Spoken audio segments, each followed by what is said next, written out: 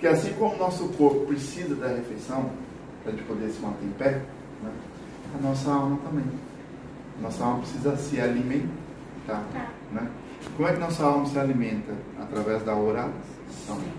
E a oração, ela alimenta em nós o quê? A fé, a esperança e a caridade.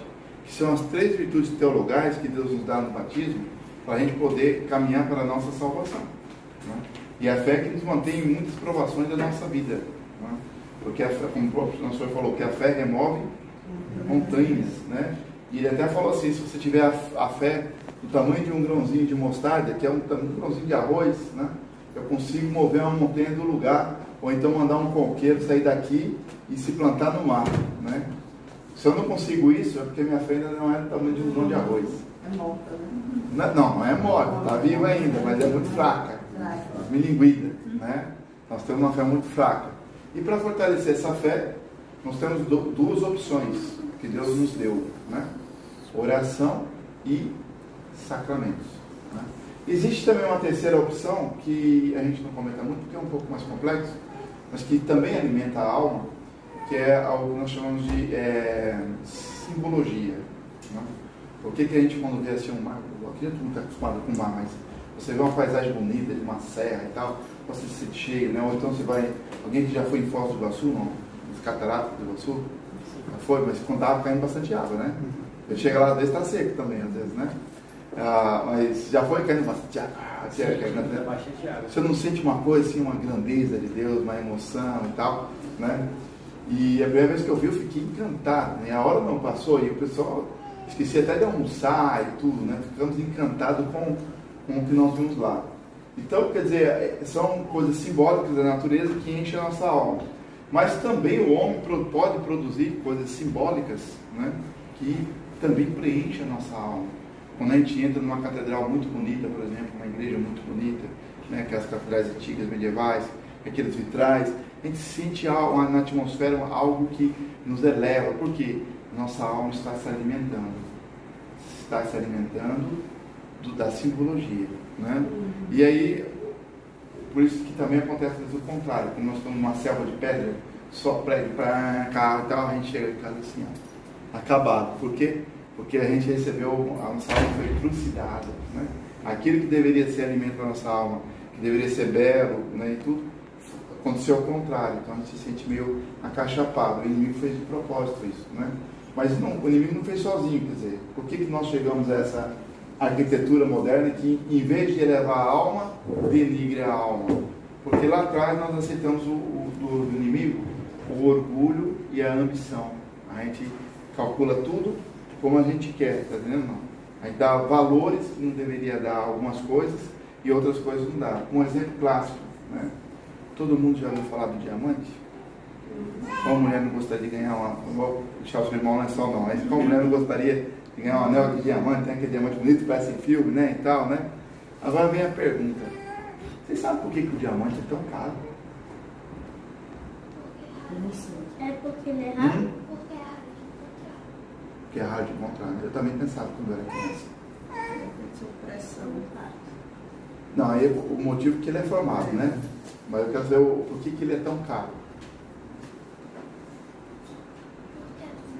Porque teve uma família de um país e eles conseguiram fazer um esquema no mundo que eles monopolizaram todo o diamante. Lá nos Estados Unidos tem um prédio, desculpa, 2 torres de 35 andares. 35 andares, hein? 35 andares é muito alto. O prédio inteiro, o prédio inteiro, de alto a baixo, é um cofre de diamantes. Eles é que controlam o preço do diamante no mundo inteiro. Você entendeu essa?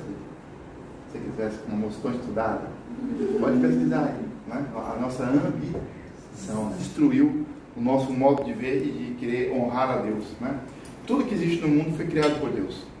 E tudo que existe no mundo foi criado por Deus para que nós pudéssemos usar para a glória dele, para fazer coisas bonitas, catedrais bonitas, templos bonitos para honrar a ele e para elevar a nossa alma, para alimentar a nossa alma pela simbologia que é bonita. Né?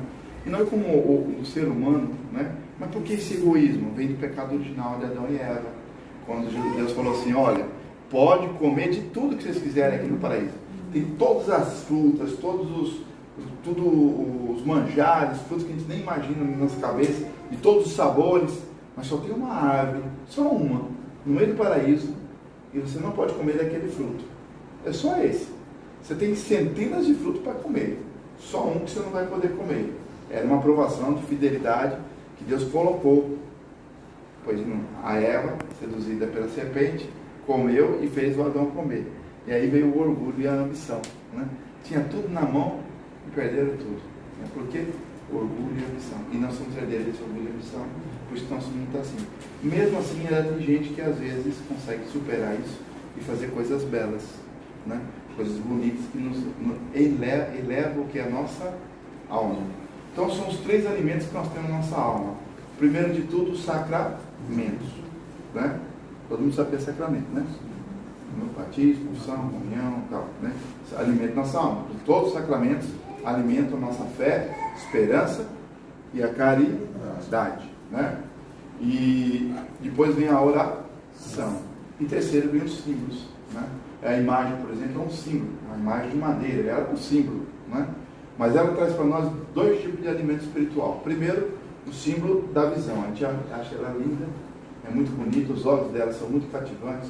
Nós tivemos vários milagres aqui olhando para ela, mas não deixa de ser uma estátua. Ela é bonita, ela leva a nossa alma pelo símbolo que ela representa, arquitetonicamente falando, e também pelo simbolismo que ela nos lembra a nossa mãe que está no céu.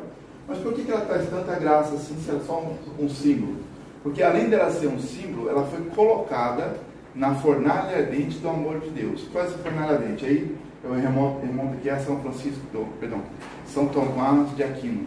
São Tomás de Aquino dá o seguinte exemplo: quando você pega um pedaço de ferro e coloca no fogo, ele fica incandescente, né? Vermelho.